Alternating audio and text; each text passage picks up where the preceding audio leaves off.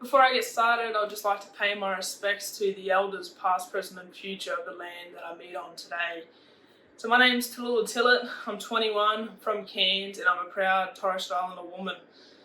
So just going to talk to you guys about where I was beforehand, before coronavirus, and how I've dealt with this pandemic, what I've been up to, and yeah, like I said, how I've dealt with it, and I guess where I'm headed for the future. So before coronavirus set in, back in February, I just signed with the Brisbane Broncos to play in the NRL Nines, and was down there training with them, and I'd suffered a minor knee injury in our first training session, which then ruled me out of the NRL Nines, and it was quite devastating for myself because I had just suffered 3 knee injuries prior to that over the last few years, and you know, I guess preparing to be on that big stage for the first time for myself to get injured a couple of days out was, like I said, devastating, and I knew it was going to be a bit of another hurdle, but I knew I'd be able to get through it.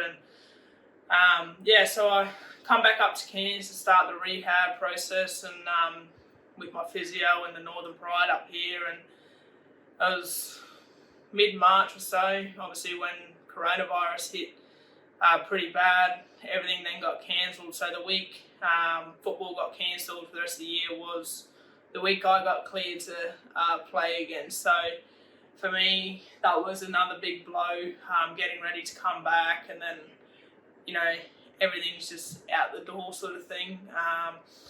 It was quite challenging mentally, you know, you put in all that effort to get back out on the field, and then it's ripped away from you in a split second. But, you know, like I said, it was tough, but I couldn't control that. I couldn't change anything about it, and, you know, I was still one of the lucky ones that coronavirus didn't really affect me that bad compared to what other people were going through and had been through. So I obviously still consider myself lucky, considering, you know, it was obviously still devastating, but I just had to deal with it and move on from that. But like I said, it was challenging, and I sort of went through a bit of a slump with my training, and I suppose I needed a few weeks off to sort of refresh myself mentally, and so I took a few weeks off, but it was pretty hard to then get back into it.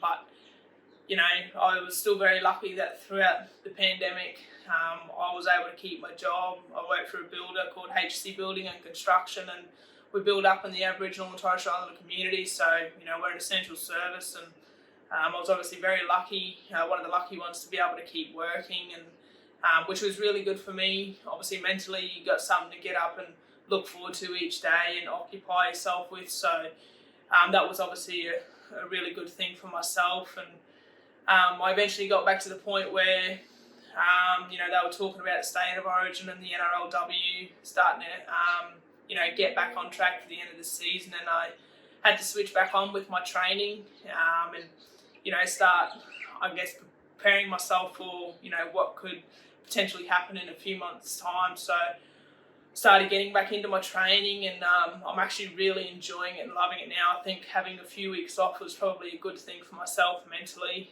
sort of, you know, refreshing myself and getting ready for what could be in a few months' time. So that was obviously a really good thing. And throughout this time, I've also, with my sister Indiana, been able to create a Instagram page called Tillet Sisters, which is something that's been a really, or had a really positive impact on not only ourselves, but quite a few people within the community as well. So we decided to create this page to help inspire and empower people, in particular women and young girls coming through, you know, to go out and chase their dreams, no matter you know, what life throws at them, and, you know, any obstacles that they have to sort of overcome. So we've decided to do that. And my sister, she's been through a knee injury as well, so she's had to sort of go through tough times as well. So that's been really good for us, and for myself in particular.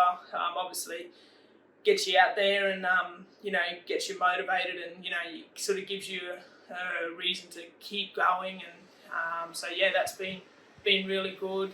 So yeah, and like I've sort of sort of learnt within this period that, you know, I can only control certain things, and that, you know, you can't control everything, and that you've just got to sort of deal with it and take each day as it comes. And a thing that I've sort of lived by through everything within my sporting career and injuries, and that is, it is what it is. And like I said, it's something that, you know, I can't control.